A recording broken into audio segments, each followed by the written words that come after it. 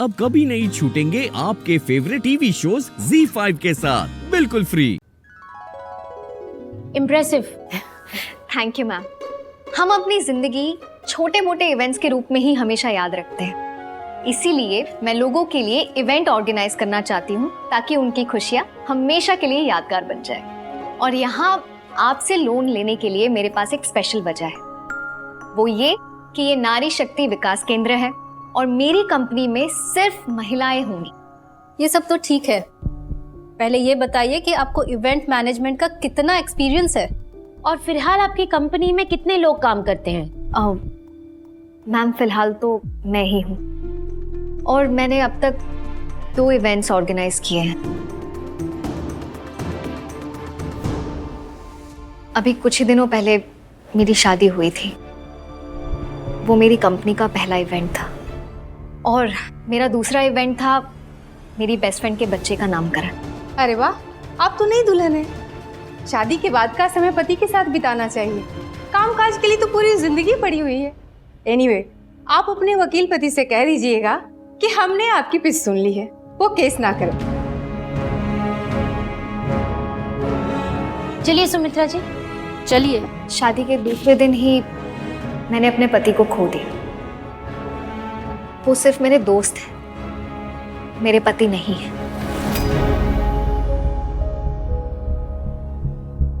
पर मैं नहीं चाहती कि आप मुझ पे तरस खा के मुझे ये लोन दें। मैं चाहती हूँ कि मेरे बिजनेस प्लान और टैलेंट की वजह से ये लोन मुझे मिले। एक लड़की की जिंदगी उसकी शादी से शुरू होकर उसके पति पे खत्म नहीं हो जाती। हाँ, लेकिन आज भी समाज में ऐसी औरतें हैं जिसका पति अगर मर जाए तो वो समाज के लिए जिंदा लाश बन जाती है। इसीलिए मैं अपनी कंपनी में ऐसी ही औरतों को हायर करूंगी जो समाज के हिसाब से तो जिंदा लाश है, पर अभी भी उनमें जिंदगी बाकी है। इसीलिए प्लीज अगर आप मेरी हेल्प करेंगी तो मेरे जैसी काफी सारी औरतों की मदद हो जाएगी। मैत्री जी, आपके हस्बैंड की डेथ अभी कुछ ही दिन पहले हुई है और आप उस झटके से अब तक उभरी नहीं है, और ऐसी हालत में आपका दिमाग किसी भी दिशा में भ्रमित हो सकता है। सरकारी पैसा हम ऐसे अस्थिर हाथों में तो नहीं दे सकते ना।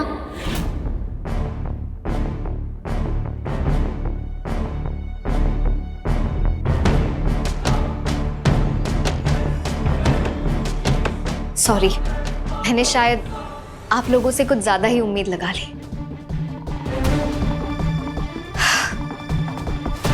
एनीवे, अपनी राय और अपने पैसे आप अपने पास रखिए। सपने पैसों से नहीं, हिम्मत से पूरे किए जाते हैं, और वो मेरे पास आपकी लोन के अमाउंट से कहीं ज्यादा है। Thank you. रुकिए,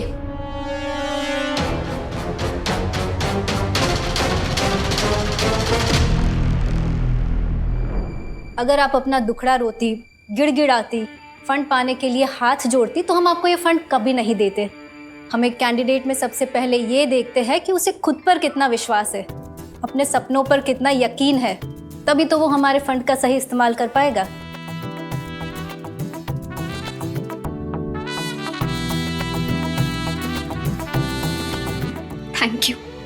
thank you so much ma'am. I promise आपके इस फैसले पे आपको अफसोस नहीं बल्कि गर्व होगा। सुनिए, अभी हमने हाँ नहीं बोला है। फंड पास होने से पहले आपको हमारी एक शर्त पूरी करनी पड़ेगी।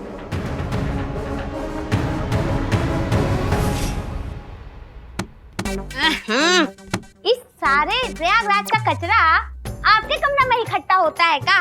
अब बकर बकर न कर, काम कर चुपचाप। आहा, वैसे तो बड़ा स्वच्छ भारत बनती है, कभी कभी अभियान अपने कमरा में भी चला लीजिए। अरे वो बात नहीं है, वो हमारी बहू है ना, वो एकदम निकम्मी कामचोर है तुम्हारे जैसी। वो बात करेगी 100 रुपए की और काम नहीं करेगी 5 रुपए का भी। अच्छा, हम सुनने के इच्छुक हैं, 2 सवाल पूछे, जवाब दोगी? हाँ, पहले दूसरा सवाल पूछना है, नहीं तुम बाद में भूल जाओगी। हाँ, ये बात भी सही है। हाँ। तो दूसरा सवाल ये है कि तुम्हारी बहू कौन है?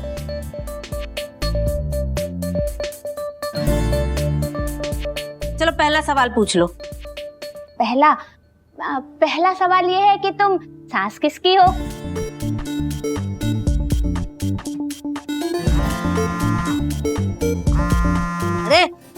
हाँ, अब हमारा बड़ा इम्पोर्टेंट फोन आ रहा है, तो तू जा जा, चपड़ चपड़ मत कर, जा हमारे पानी लेकर आ, हमारा हलक सूख रहा है।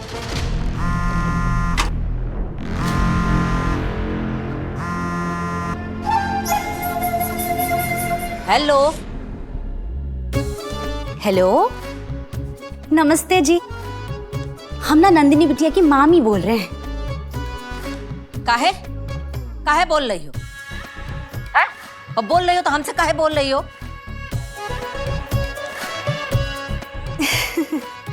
वो का है ना, वसुंधरा जीजी को आपसे मिलना है, कुछ जरूरी बात करनी है, तो घर आ जाइए।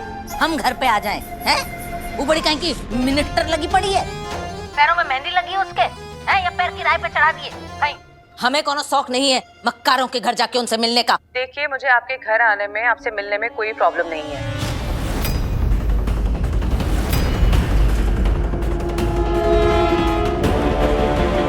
फिर अब ये मत कहिएगा कि मुझे ये बात घर पे आके सबके सामने नहीं बोलनी चाहिए थी।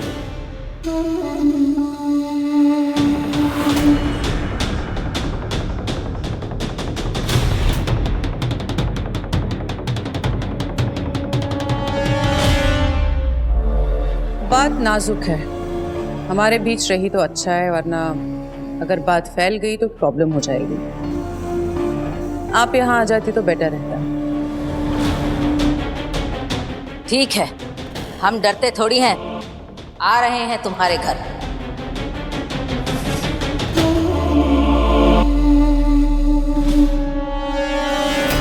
ये वो जाल है जिसमें मैत्री बुरी तरह फंसने वाली है। Wait and watch.